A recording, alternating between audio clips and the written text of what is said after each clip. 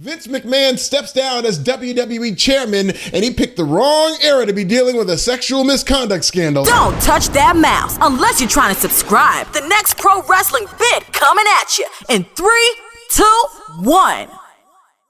WWE and Vince McMahon viciously hijacked Juneteenth weekend with the ongoing drama of McMahon and a $3 million settlement with an ex-employee. As a result, Vince McMahon has stepped down for now and possibly forever, to borrow a term. Vince McMahon is showing obvious signs of self-sabotage and what the streets call an upper limit problem. We're all guilty of it in some form. This is a concept that some people tend to self-sabotage in their highest moments. Vince McMahon and WWE have been experiencing record revenues and even made over $1 billion for the first time ever last year. And how has he celebrated?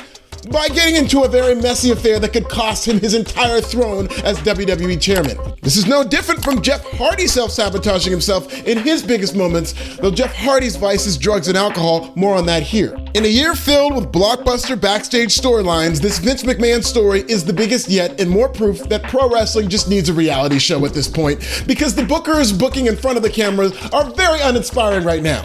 I don't know about y'all, but I would rather see live footage of Sasha and Naomi yeeting the women's tag titles at John Laurinaitis than another Brock Lesnar versus Roman Reigns match. I would rather see backstage footage of Tony Khan and MJF coming up with ways to con their own audience than some masturbatory dream match between Will Ospreay and Dax Harwood that ended up being a nightmare in the ratings because I told you so. Give me more of the backstage tea in professional wrestling and less of this male hardcore wrestling vanity project that is the Forbidden Door. Nothing in front of the camera has been anywhere near as compelling as what's happened behind the scenes across both companies in WWE and AEW. And halfway into what's already been an eventful year in pro wrestling, the coup de grace is Vince McMahon potentially losing everything.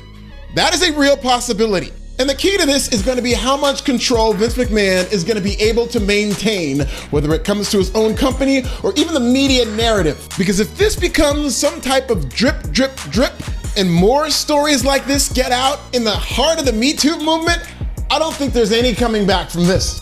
WWE was able to duck, dodge, and press release their way out of the Speaking Out movement, which was more or less concentrated on the independent wrestling circuit and the pro wrestling business at large. WWE's reputation in particular wasn't too damaged by the Speaking Out movement, which really only became a wrestling story. But this Vince McMahon scandal could become WWE's own version of the Speaking Out movement, and that's the disaster scenario WWE is desperately trying to avoid. I don't know anything in terms of what's actually going on behind closed doors at WWE. Most people don't. But do I think this Vince McMahon situation with an ex-employee is the first offense of this nature between Vince McMahon and potentially other executives? Hell no. Despite what ends up coming out, I really do think this is par for the course in WWE, and it will be a fight as to what WWE is able to keep concealed. The pattern of the McMahons going down one by one has given way to the Twitter conspiracy theory that Nick Khan is behind all this as the Grim Reaper who's one by one taking out every McMahon like a cold-hearted assassin.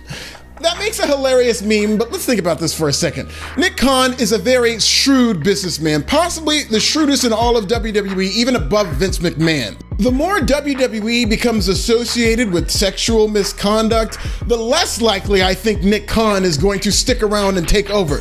Nick Khan is above this job. He really doesn't need this job. He's already overachieved and returned his investment tenfold.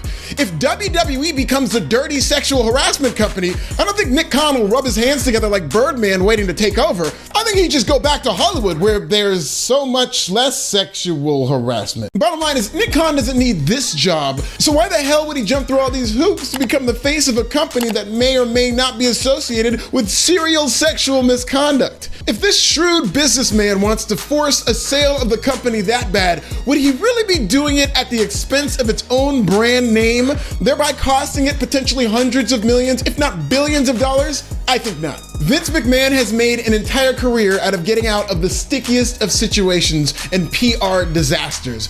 But this might be the most challenging yet because of how insatiable cancel culture is, and Vince McMahon checks all the boxes of a candidate to be canceled and fall from grace. An old, rich, conservative, white man from old money who possibly abused his power in the workplace to get sexual favors with women. If Vince was black, he'd have been gone forever an hour after the Wall Street story broke. Happy Juneteenth. Seriously, if this was Vince McBlackman, he'd have been f***ed. But much like his buddy Teflon Don, Vince McMahon might have the complexion for the protection and the proper NDAs to avoid the worst case scenario. Though many white CEOs and moguls in Vince McMahon's very position haven't had that same luck. History tells me Vince McMahon is going to skate and return to power within a couple of months. But the current culture tells me that beating this thing is going to be like beating Madden 2022 on all Madden. Will Vince McMahon survive? Will WWE be sold? Is Nick Khan behind all this? Tell me in the comments.